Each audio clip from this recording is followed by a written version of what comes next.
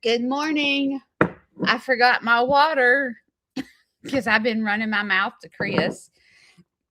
Before I go live, Chris comes up on the screen and we sit here and chit chat for like 20, 30 minutes. And it seems like it lasts 1 minute and then it's like time to go and me go live. And so I didn't go get my water. Thanks, Chris. Okay. Today's topic, I forgot. When complaining becomes a problem. But before we talk about that, um, today the sinner comes, and I feel like it'll be a little bit emotional for me because I don't know if you guys saw my post, but I made a post on the community board that Buddy has taken a turn for the worse and he's been on hospice for a minute, but he has declined bad. And he's pretty much bedridden now. And when he's uncomfortable, they're giving him, the morphine, but he don't know. I mean, I went to see him and I'm not sure if he knew who I was or not, but I was holding his hand and he had a death grip on my hand. Like he was squeezing my hand as tight as he could. And I was talking to him and sometimes he would try to respond, but it's just going to be emotional because Tammy, that takes care of Buddy, works at the center. And she's the one who brings the center to my farm every Wednesday. So today, Buddy and Tammy will not be here. And so it's just not going to be the same. The first thing Buddy does, he's so funny. The first thing that he does is grabs the broom. He has to have a broom in his hand and he goes to sweeping. And then the sweeping, becomes a microphone because there's certain songs that comes on that Buddy really knows. And a lot of the Hank Williams songs he knows. And like Johnny Cash, he knows. There's a couple of like gospel songs that he knows and he will sing as loud as he can with the broom. Like the broom becomes his microphone. It makes me laugh. And y'all have seen him in videos. And tomorrow I am going to stay there all day with Tammy. Today the center's coming and then I've got to go get my hair cut today. So I told her Mindy's going with her today. Y'all know Mindy. Mindy works for the group home for the center. Sorry. Mindy works for the center. So she's going to stay with them all day today. And then tomorrow I'm going to stay with Tammy all day. But, this is not the first time that we've lost someone from the center. And it's so emotional, like, because a lot of times you don't see it coming. Like Buddy started having seizures.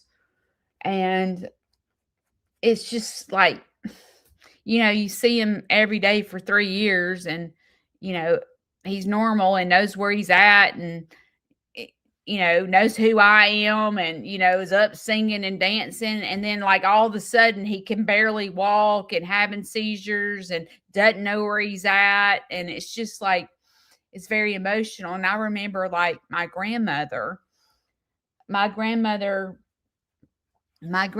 lived with me 2 weeks out of the month before I was with Shane.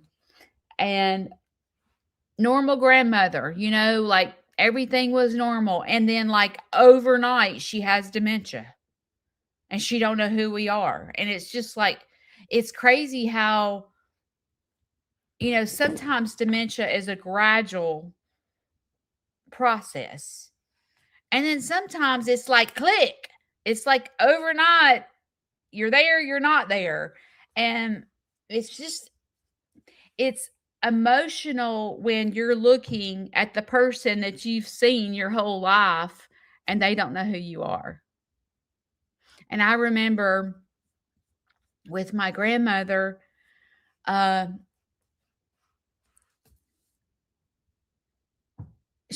they put her in the nursing home, and I went to see her, and this was in her last days, and I got up close to her and I said, "Do you know who I am?" And she said, "No." And I said, "I'm Judy." And she go, "Oh!" She would get so excited. And I said, "Yes, I'm Judy." And she would just hug me. And my grandmother and I used to play Uno. That was our thing. And if I won the Uno game, which was very seldom, she always beat me in Uno, I would start singing this champion song. And I'd go, "I am the champion." And I would sing it. And then if she won the Uno game, she would start going, "I am the champion." Like it was just something that we did. So in the last days of her life, when I would tell her I was Judy and then she would get excited, I would sing, "I am the champ," and she would be singing it with me. And I used to have videos on my phone of that particular day when me and her were singing "I Am the Champion." And that was like the day before she passed away. And it's just kind of like dementia is such a sad disease because, like, when your loved one doesn't know who you are, but then you can do something that refreshes their mind and brings them back to normalcy. When you tell them your name and they know it, "Oh, you're Judy. I am the champion." And then, like, it was just like, I was crying my eyes out because I knew in that moment she knew I was with her in the last couple of hours of her life. And like with Buddy, like I went in there and there's one particular song, and I don't know why I can't think the name of it. Oh, God, let me look. There's one song that Buddy sings from the top of his lungs. First of all, it's Conway 20, but hang on, I gotta look. "Hello, darling. Nice to see you. It's been a long time." That song? He knows that song. Uh, and I saw the light. I saw the light. I saw the light. No more darkness. No more. You turn that song on, Buddy is jamming and he is singing "I Saw the Light." And Tammy said that at his funeral, she's going to play that song because he knows it. And it, like, he can go from not knowing where he's at, and then that song comes on and it clicks. And he's up, and all of a sudden he can walk and get the microphone and sing, and "I Saw the Light." So yesterday, not yesterday, day before yesterday, when I was in the room with him, I played that song and Tammy sang it to him. And I know in that moment he knew where he was. Um, anyway, just it's it's hard. It's really hard. It's hard on me just because, um, first of all, Tammy and Mindy, because they come every week, they've become my friend. Like, you know, I don't mean a stranger. Like once you meet me, we're BFF. Like we're good friends. Like I don't consider you an acquaintance. Like we're friends. Like when you come tour my farm, we've become friends. like I'm not the way my personality is. I just make connections with people. And so Tammy is become a really good friend of mine. And, I hurt for her because I'm going to tell you something.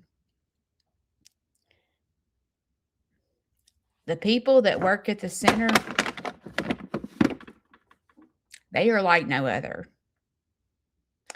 I can't even begin to describe how wonderful of a caregiver they are. They are by far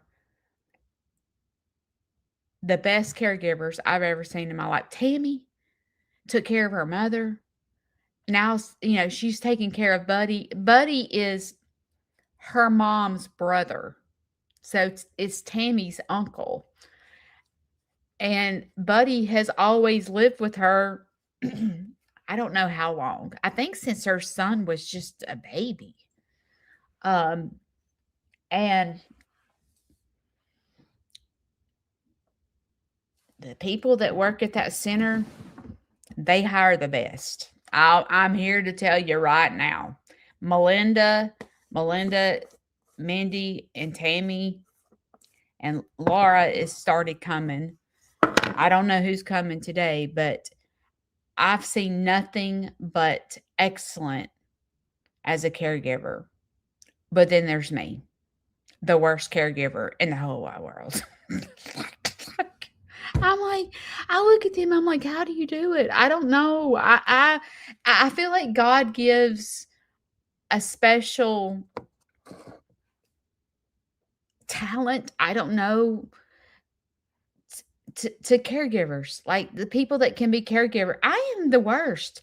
Like I am not a good caregiver. Yesterday, I got the paperwork for Larry's insurance. So I had to go get it notarized yesterday. And I went to see Larry yesterday. Okay. It was hilarious. It was absolutely hilarious.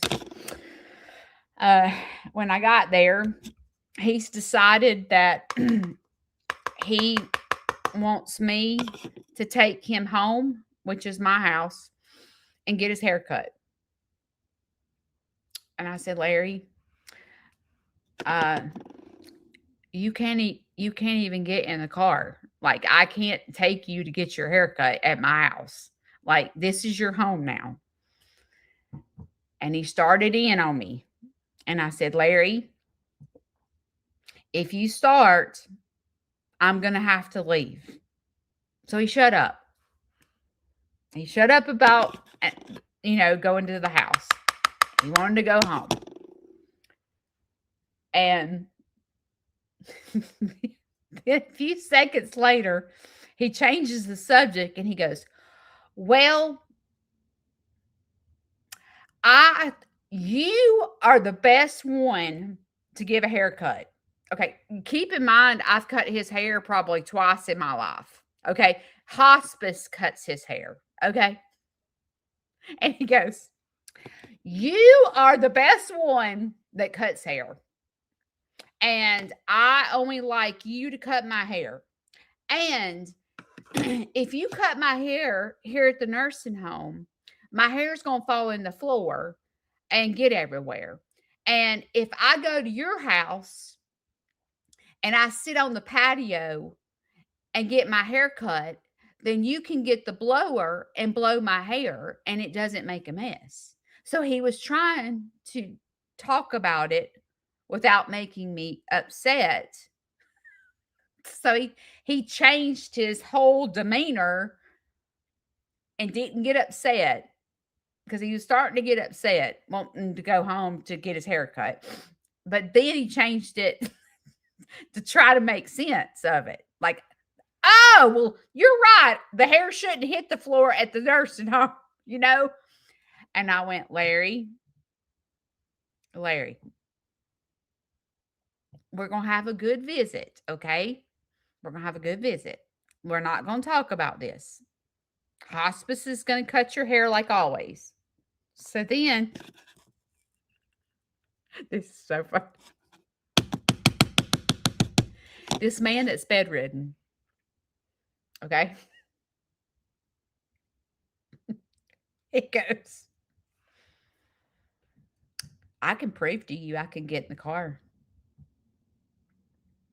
And I said, what? He goes, I can prove to you that I can get in the car. And I was like, Larry, he goes, watch this. He jumps out of the bed. This man has not gotten out of the bed since December. 4 months. Okay? This man is the same man that I had to go because hospice was like, Judy, he will not let us give him a bath. He's making us bathe him in the bed. And I had to be the mean guy and go into the room and go, get your A double in the shower. Quit being lazy and letting these people bathe you in the bed. Go get your crusted butt in the shower and let them bathe you. I had to get ugly with him because he's laying in the bed wanting them to bathe him. So this man that's been bedridden since, he wasn't coming out of my room at my house, okay? Because I'll show you I can get in the car. Jumps out of the bed, gets his portable oxygen, gets his walker, and he is walking 900 miles an hour down the nursing home. Everybody, the patients, the nurses, the staff, because he's walking 900 miles an hour with the walker down the hallway. Everybody was like, and the whole nursing home went to silence. And they were like,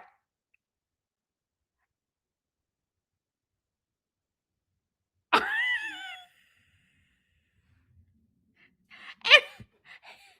were like, Mr. Larry, I didn't know you could walk. I can walk. I'm going home to get my hair cut. I can walk.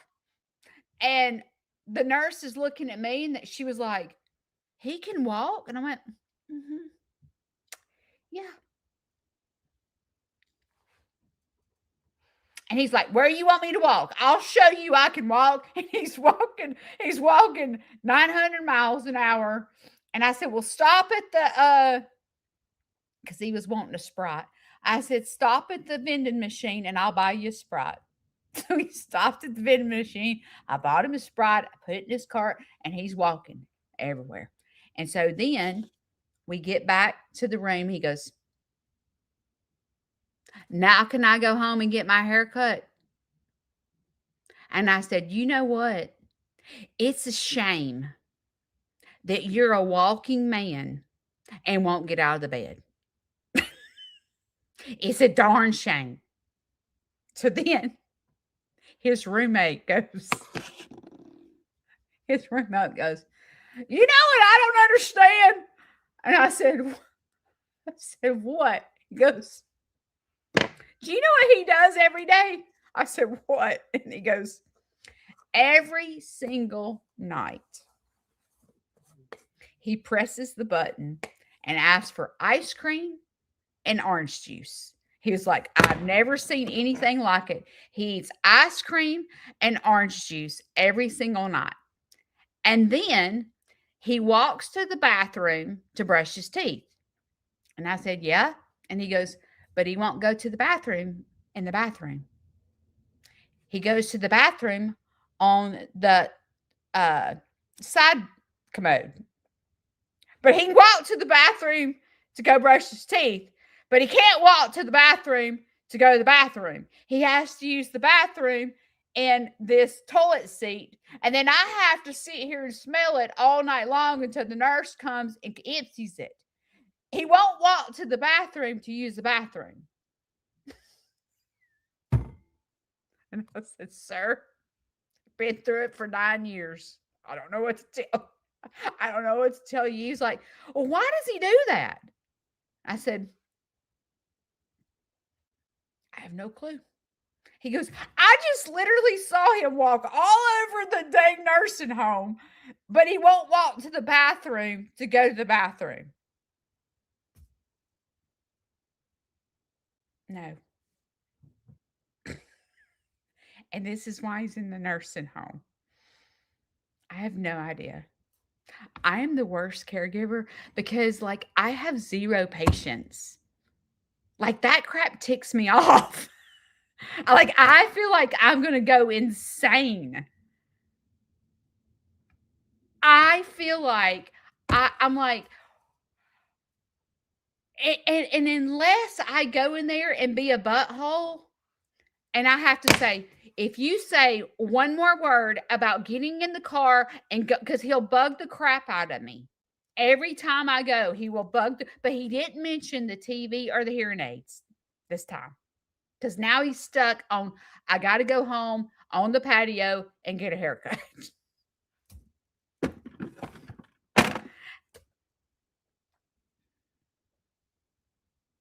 The nurse came in there and she was like, I am shocked that he can walk. Yeah, he can walk. He can walk. She was like, I don't understand.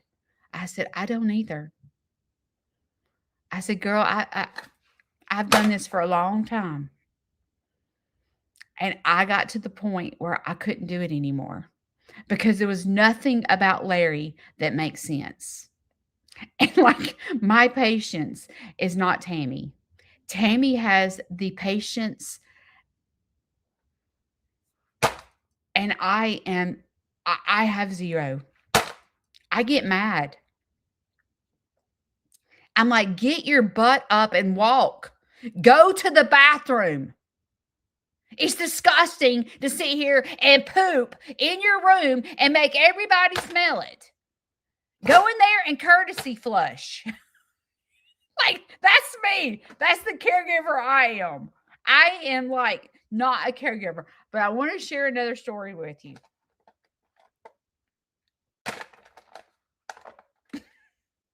I think the problem's me. Okay. Y'all are going to die when I tell y'all this. Okay. Chirps. Chirps is a duck that I've had 4 or 5 years. Okay. She has a walking disability. For the past 5 years, I have made a big commitment to Chirps. Every single morning, I pick her up so no one tramples over her. I let all the other ducks and the chickens out of the coop. I give her a little kiss and a little love. I go put her in the swimming pool. She takes a swim. After I go feed all the animals, I come and get Chirps out of the pool. I put her by the food and water to make sure she can get food and water. And then at night, I pick her up. I go put her in the bed, and I have done this for 5 years. Okay? It's a big commitment to a disabled duck. Most people would just take her to the vet and go, I need to put her down. But I have made a big commitment to Chirps. And the reason she's not in any pain, When she's in the swimming pool, you've seen videos. She she loves her life. And I had talked to the vet. I'm like, am I like keeping her alive and I shouldn't? And he was like, Judy, she has the best life with you. Like, she's not in any pain. She's got the best life with you. Just let her live her life. And so for 5 years, every single day, nonstop, I have done this. Okay. The other night, Shane and I had to go run an errand.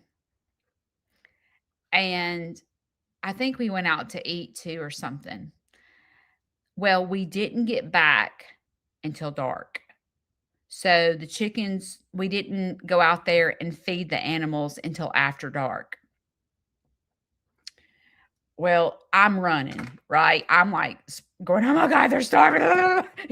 Like I'm routine, okay, with my animals. I mean, my animals are on a routine. Everybody knows what to do. I do, everybody knows what to do.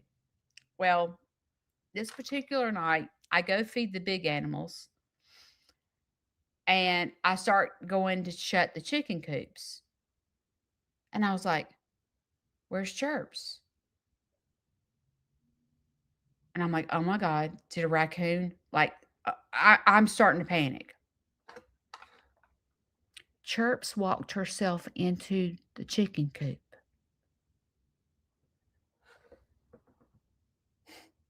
I'm like, she's done pulled a Larry Glasscock. For 5 years, I've been picking her up, putting her everywhere, and that joker can walk. So the next day, I'm thinking in my head, did the fairy come and pick her up and put her in the coop? Like, how did she get in the coop? Maybe she didn't walk. You know what I'm saying? Like, maybe like, somebody came down from heaven and picked her up and was protecting her and put her in the coop and shut the door. I don't know. So the next morning, I was like, okay, I'm fixing to play a little trick. I'm not going to do my normal routine and take her out of the coop and see what she does. That joker walked out of the coop. You mean to tell me for the past 5 years, I have been picking your butt up, giving you the best life in the world, and you can walk? You don't put, so I'm like, I am changing Chirp's name to Larry Glasscock. And I thought, is Larry and Chirps, am I the problem? Like, is it me? Because maybe I am this great caregiver that I don't know that I am, and I baby everybody. Because when Larry lived here, Larry was served 3 meals in his bedroom. When he was not coming out of his bedroom, what did I do? I went and bought him a mini fridge, a microwave. I went and bought him a coffee maker because he wasn't coming out of his room. And I'm thinking that he can't walk good and he's off balance. And like, I'm making sure his room is like an apartment, and like Chirps, I'm doing everything for her. And I'm thinking, is it me? Like, is it me? Is it, I think I'm the one, the problem. Like, I sit here and tell y'all I'm the worst caregiver ever. I'm nothing like Tammy. And then I'm thinking, and Shane goes, you baby everybody. You baby Larry. And I guess Larry's rotten because I babied him. And Chirps is obviously rotten for 5 years, y'all. For 5 years. I have literally picked her up and taken her everywhere, putting her in the pool, by the feed, picking her up, putting her out, putting her in. 5 years, every single day for 5 years. And she's over there going, I can walk.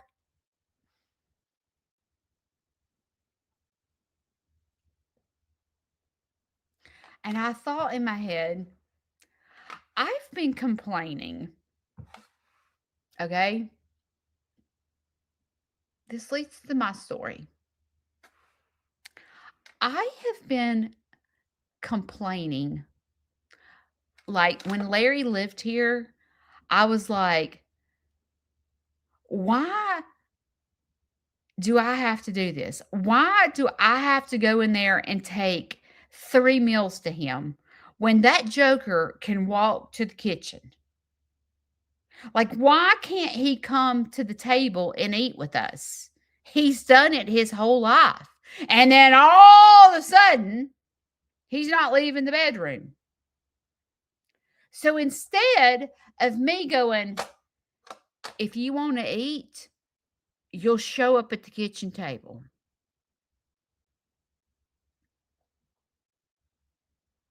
Instead, I'm taking Larry meals every day and it's stressing me out because I'm trying to do Sneed's Farmhouse. Like, keep in mind, when I do a field trip, it's from 10 to 1. So I'm trying to do Larry's breakfast, Larry's lunch, do the farm, do the field trip, trying to make sure everything's done. In the mornings, I'm picking up Chirps, putting her, I gotta get up early. She's got to go for a swim before the field trip. Like, I'm doing all this stuff and I'm sitting here and I'm complaining to Shane. And I'm like, I am stressed out. What are you stressed out about? Larry, I'm trying to do field trips. I got to make sure he's eating I have to go take his lunch in there. Make sure his snacks are filled up. Make sure his refrigerators are filled up with drinks. I got to make sure Chirps gets out and does her swim before the field trip because I don't want her eyes to dry up. And I'm complaining nonstop about this problem. And Shane gets tired of hearing it, like, especially with Larry. He was like, Judy, stop doing it. I'm like, if I stop taking the food in there to Larry, he's not going to eat. And then he would say to me, you're going to have to go put Chirps down. She's becoming too much for you, Judy. You need to take her to the vet. And y'all, there was a videos before that I was talking about it. I was like, I've got these ducks that I'm having to, they're becoming a full-time job. And it got to the point where with Larry, I'm like, because he wasn't walking to the bathroom. He was using the bedside commode. And then I would walk in from a field trip and the whole house smelled like, who to thunk it.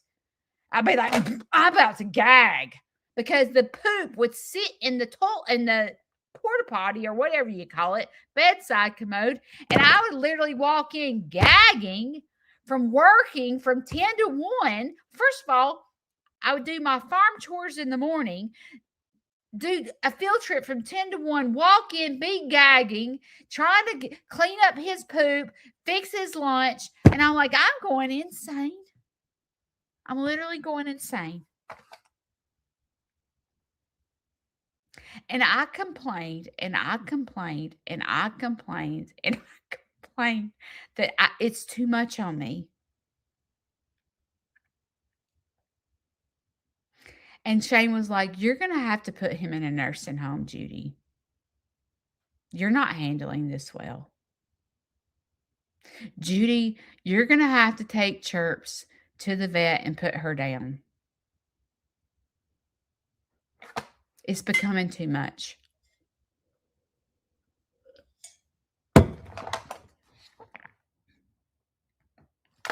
And for the longest time, I would say, I can't put Larry in a nursing home. He will hate me.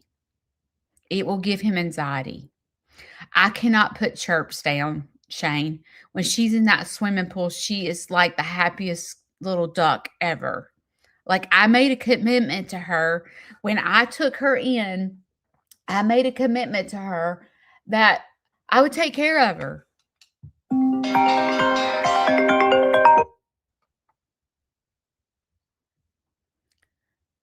I made a commitment. And I sat there and struggled with this for the longest time, especially with Larry. I had, I mean, I knew he could walk because I tried to put my foot down with him and I tried to say, you need to go into, if you can walk, you need to go in the kitchen and make your sandwiches. And then he would go in the kitchen and make 6 sandwiches and put them in his refrigerator. And I would be like, why are we making 6? If you're a walking person, why don't you go make a fresh sandwich when you're ready to eat it? Why are you making 6 sandwiches and eating this soggy mayonnaise and cheese sandwich 4 days later?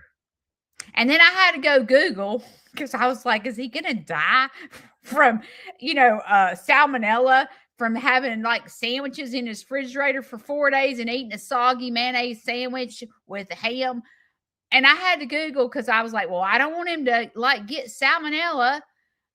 And I would go in there and try to make sense. Why are you making 6?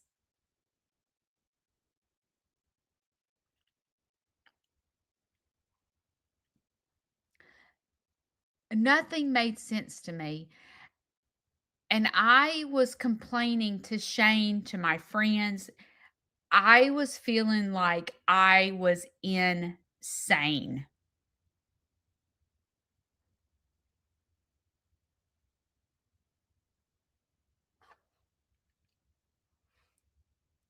And as I sit here and reflect on this moment, I think about how many times in my life that I've been stuck on something that I can't control. I told you guys, I get stuck on things I can't control. I try to, I'm a fixer. Like, okay, let's not complain about it. Let's figure out how to make this solution. Okay, Larry, I'm getting at my wits' ends. If you truly need me, I'm here. Like, if you truly are bedridden, I'm got you back. I'm going to bring you 3 meals a day. I'm going to quit Sneed's Farmhouse to take care of you. Like, if you truly need me, I've never left you since day one. Since my mother, you came into my mother's life, I have never left you. I was beside you the whole entire time mom was bedridden. When mother died, I'm the one that helped you with Carol when Carol robbed you of all that money. I moved you into my house when I was freshly married, and I've never left your side.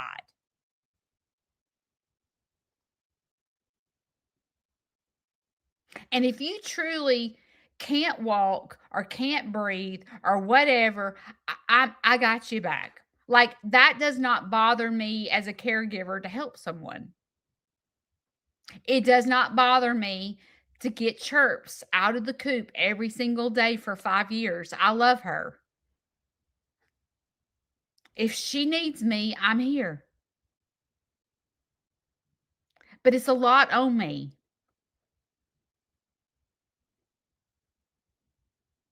And unfortunately, Shane has to hear,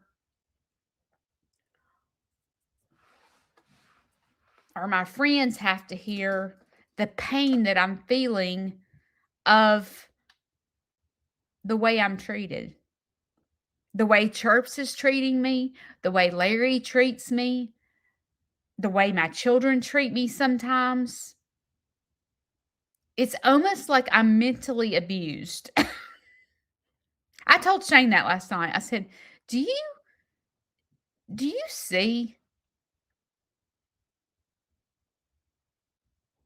how I get mentally abused? How Larry plays me? Sometimes my children play me. Chirps is playing me. Like, do you see how, like, I'm not treated fairly? Because I'm feeling it today. When Larry was walking around the nursing home at 400 miles an hour with his socks on, like walking better than me,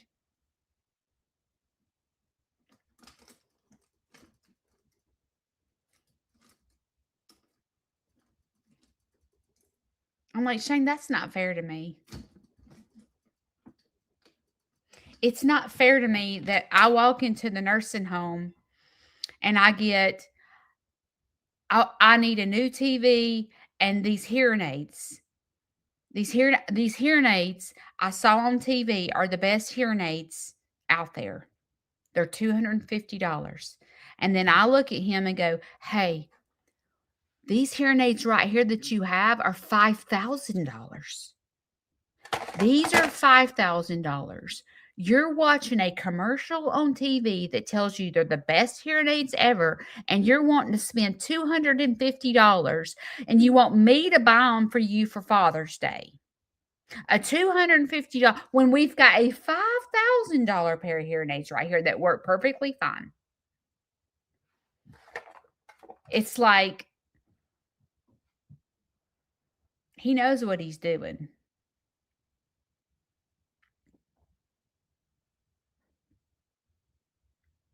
He knows he was proven to me that he could walk because he had set in his mind that he was going to my house to get his hair cut. And he was going to prove to me that he could get in the car and walk. Chirps. Chirps is like, "I ain't staying out here at night. Where's my mama? Shh, I'm going to get up and walk in the coop. You can walk?" And it's like yesterday at the nursing home, "You can walk?"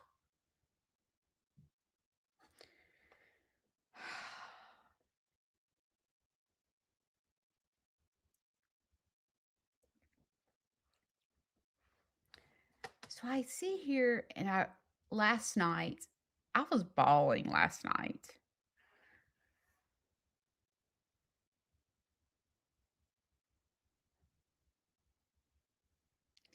And I was like, why does this happen to me? Why do I get slap ran over? And I looked at Shane, I said, I am a good person. I'm loyal, I'm honest. I will help anybody in this world. I give back. I I would do without and give anybody that needed it. Why does this happen to me? What am I doing wrong? Because I've been sitting here complaining this whole entire time for years. Larry sat in his room a good year and a half. Never came out of it. The only way he came out of it is that if I went in there and got ugly. Why am I having to get ugly to get someone to come out of a room?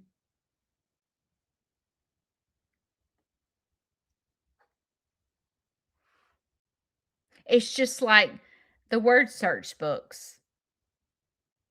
He can't use the Dollar General ones. He's got to buy the $10, $15 spiral books. And so what does Judy do? Judy's going to Cracker Barrel trying to find the books, Amazon. We've ordered every book. $10, $15 for one word search book that he goes through in 2 days. And I walked into the nursing home last night and I said, "These are your last 10 books." And he looked at me and his eyes got big. I said, "These are your last 10 books. The next word search books are coming from the Dollar General for $1."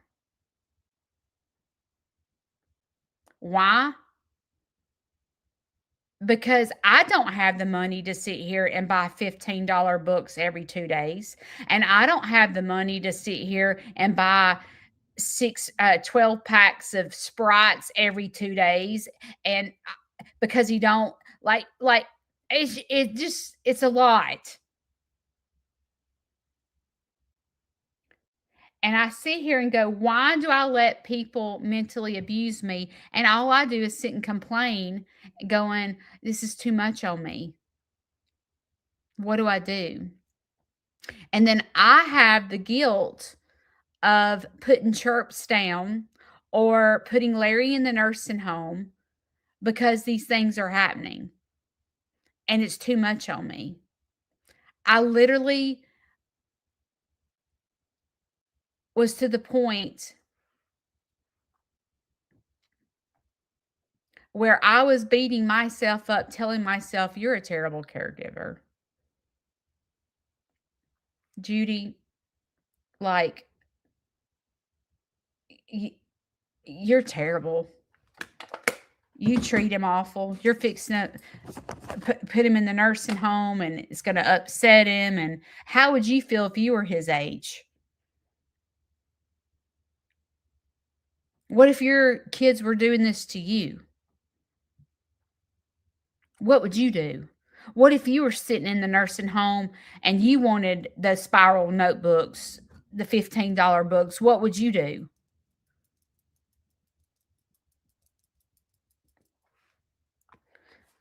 What if you didn't want to drink Kool-Aid and tea and coffee and water and lemonade at the because they don't have soft drinks?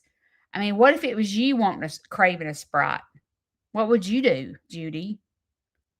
You're terrible. And I sit here and negative talk to myself, telling myself, "You're a terrible mom. You're a terrible daughter. You this," and then I think, stop. It's like my brain has this battle telling me I'm terrible at everything, and then I'm like, I get in left field on the struggle bus because I'm negative talking to myself, telling myself what a piece of crap I am.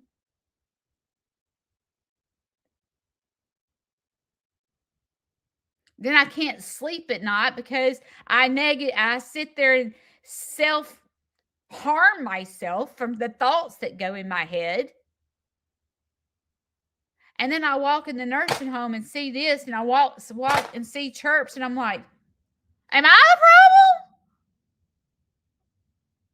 Am I like this person that like I baby everybody? I'm like little mama bear. Did I cause this? Did I cause Larry not to come out of his room because I was taking him 3 meals a day and changing his poop and his washing his clothes and doing all the stuff that I was doing? Is it me? Because I am little mama bear?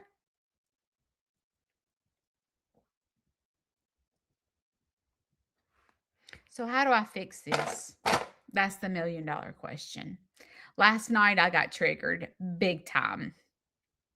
I'm going through a lot with a family member. And it's something I can't control. And I made a decision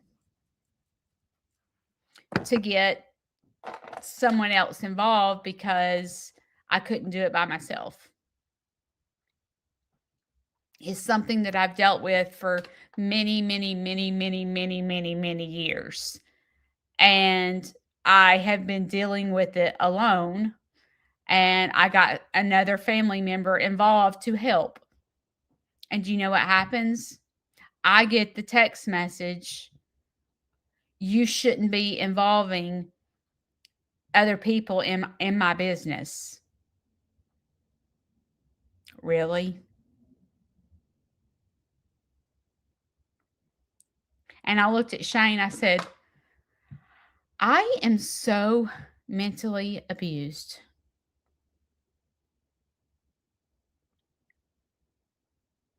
And Shane looked at me, he goes, why do you think I am the way I am?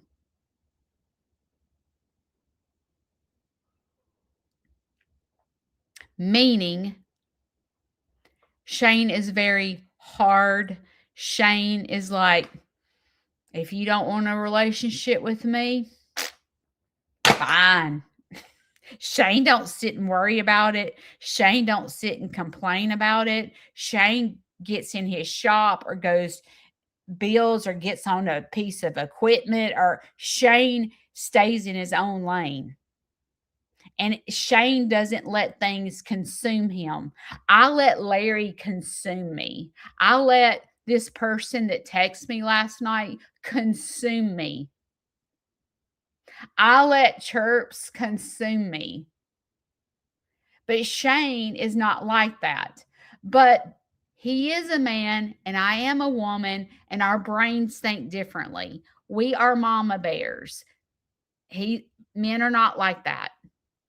We are sensitive. Men are not like that. So I thought in my head, how do I fix this? Because I hate going to the nursing home. I literally have to force myself to the nursing home. Because when my brother went to visit the nursing home last 2 weeks ago for the first time, he had a wonderful visit with Larry. Larry was talking about how much he loved the nursing home, how all he had to do was hit a button and he gets ice cream every night. People were nice. He likes his roommates. But when I go, totally different ball game. Same with what I was talking about with the text message I got last night. When it comes to me, I know everything because they open up to me. This other person that I went to knows nothing. As far as they're concerned, everything is fantastic. But I have to sit here and endure the abuse from listening to all the crap, while this other person gets to enjoy the good times. And then I'm the one who gets the text message that says, don't involve other people in our business. Oh, so you want me to sit here and take it in all myself? I'm sorry, but I'm not mentally strong enough to do that. So maybe you shouldn't share those things with me. The same with Larry. So, what am I going to do to fix this? Well, first of all, the only person I can control is Judy.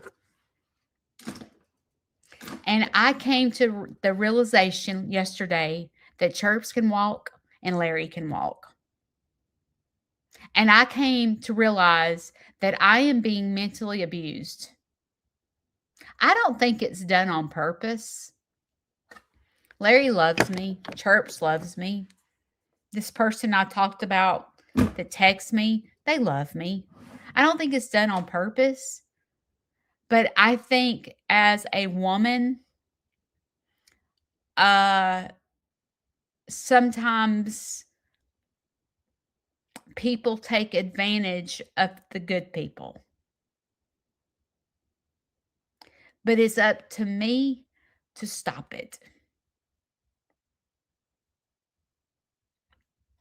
I told you a long time ago, many years ago, I was getting mentally abused. Terrible. And I often bring it out. But I went and bought this notebook. Oh, Lord. I must have spilt some coffee on it. I went and bought this notebook. And I started journaling what was happening because I was being told I was crazy. And I started journaling. And I kept every text message. I kept every situation and I wrote down everything. And I felt crazy, just like I feel crazy with Larry.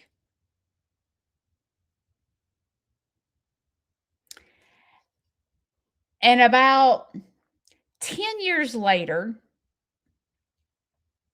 the truth came out. And that day, when the truth came out, I came home and I began to read my journal.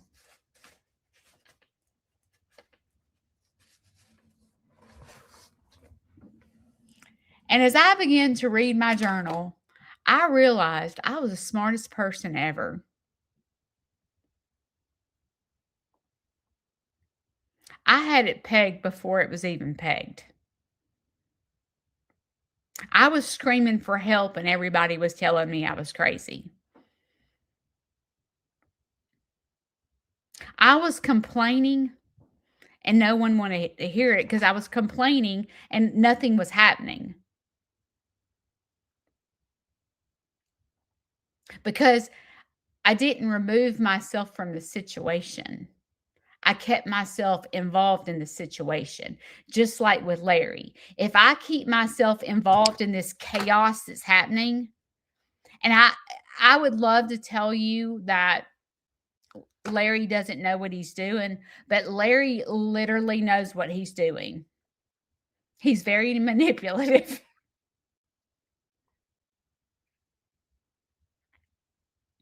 Chirps, same thing. She knows what she's doing.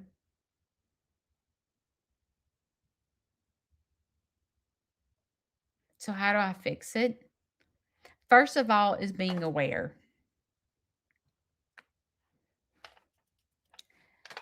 Being aware that you're being mentally abused, but you're allowing yourself to be mentally abused. I'm allowing Larry to mentally abuse me. I am allowing Chirps to mentally abuse me. I am allowing this other person to mentally abuse me.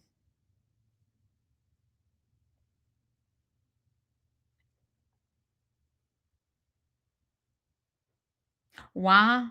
Because I have a tender heart. I am caring. I'm loving. And I want the problem fixed. I'm looking for I'm the type of person that looks for solutions. I can sit here all day long and complain. Larry's driving me crazy.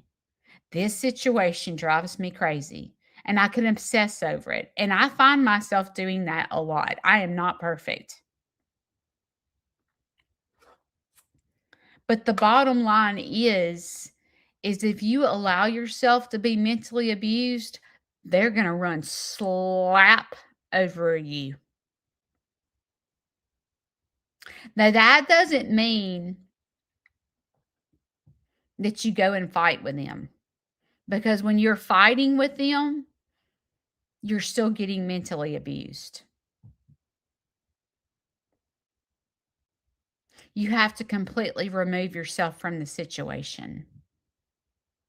So, what do I need to do to take care of myself?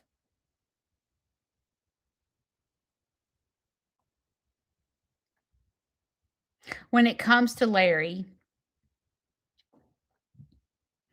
I have to treat Larry almost like a child. I have to say, Larry, you cannot go home and get in the car and go get your hair cut.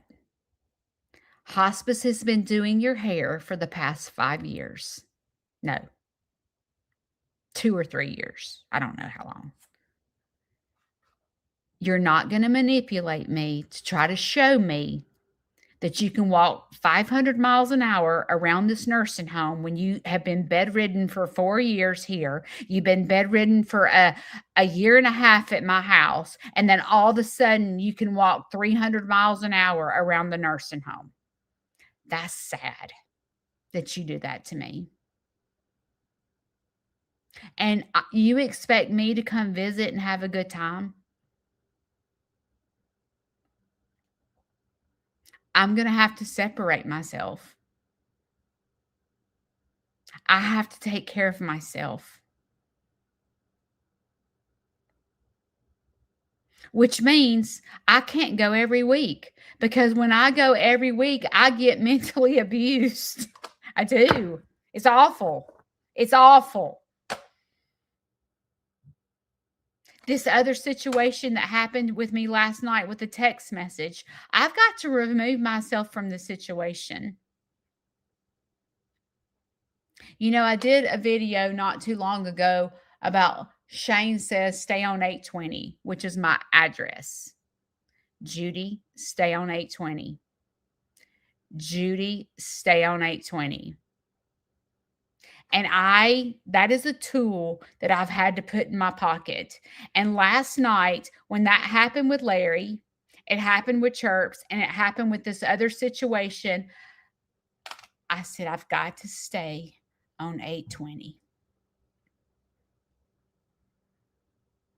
Even when it's my family members.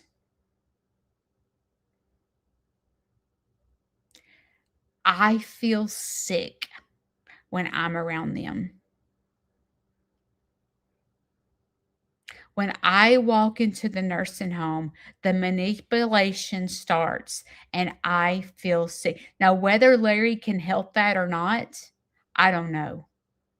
I feel like he can. But there's no sense in me leaving the nursing home and being jacked up for days afterwards.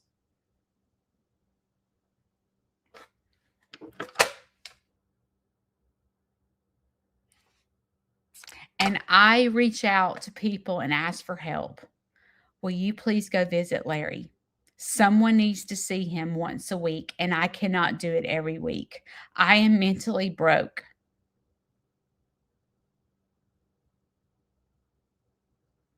I said that a month ago. And I'm the only one that visits. So I can't control having his family or my family go visit Larry. But I have to fix me. And if I'm broke down, I'm no good. So that may mean that Larry doesn't get a visit every week. It may mean that I just call hospice and say, hey, thank you for rolling Larry outside yesterday. Because they rolled Larry outside yesterday for the first time. If something is wrong, please call me. But I need to take care of myself for a while, because unfortunately, mentally, I'm not strong enough to handle this right now.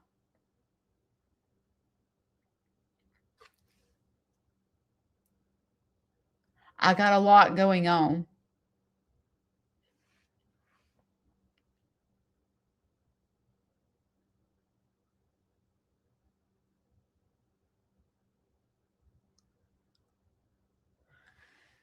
That tool in my pocket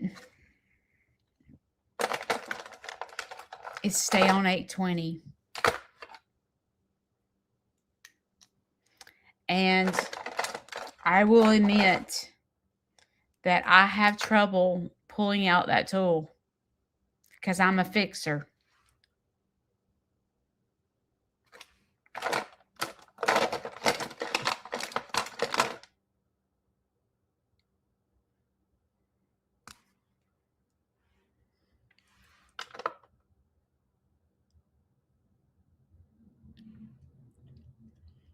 I think I just put eyeliner on my lips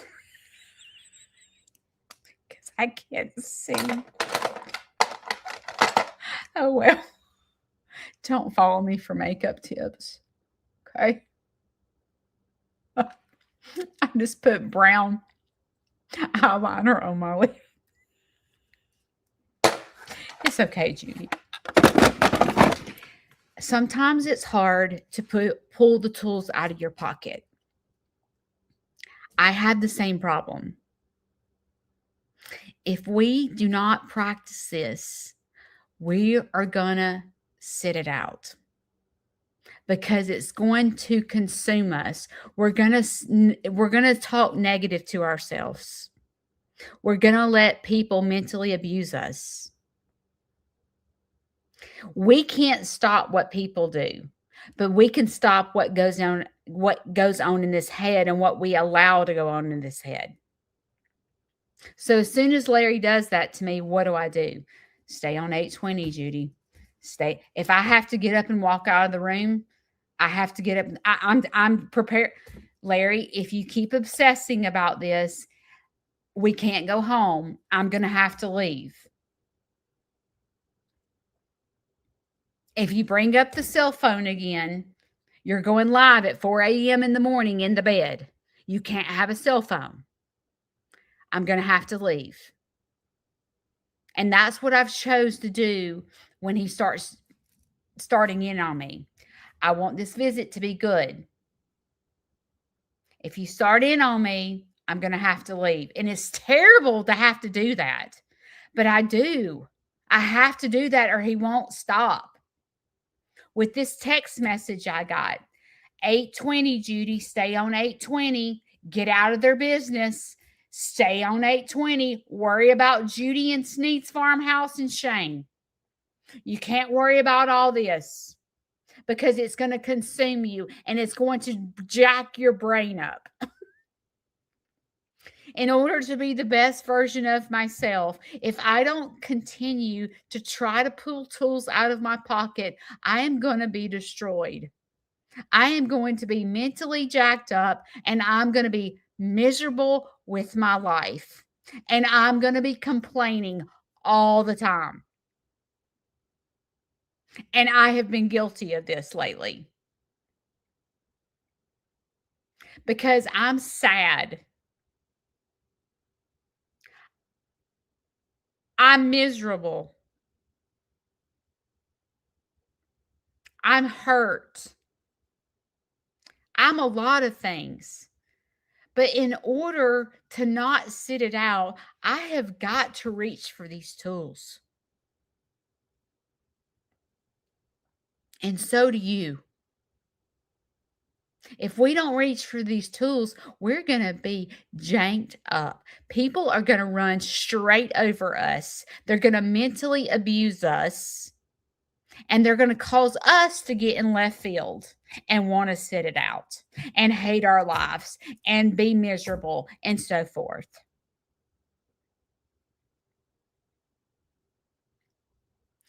There's also the word boundaries that needs to be in your pocket. With Larry, I have to set boundaries. Larry, I came to have a good time. If you don't, we can't go in the car. We can't go to the house to get a haircut. If you keep on, I have to leave. I came to have a good visit. I came to talk about the good old times. You're being taken care of 24/7. I had to put down a boundary to take care of myself. With the text message last night, there's 2 tools that I have to pull out of my pocket, and is a boundary and stay on 820. And that's a celebration. There's balloons going up. So what are you going to do? Are you going to let people mentally abuse you? Or are you going to dance? And you have got to practice pulling the tools out of your pocket. If you don't practice, it's not going to work when you need it. Trust me, I know. I love you guys. Um, I will see y'all, I guess, Monday. If there's a topic that you need me to talk on, uh, you're welcome to email me and say, will you talk on this? Or, hey, I'm going through this. Well, I won't tell your business and tell you, say who you are. I'll say what's happening, but I won't tell who you are. And I'll tell you what not that I'm a counselor, because I'm not. I'm just Aunt Judy. And I've probably been there, done that. And I probably have the badge for it, is probably what would happen. And I would tell you how I would break it down to learn how to dance. I love you guys and thank you for being here. And my video will come out on Thursday. Bye.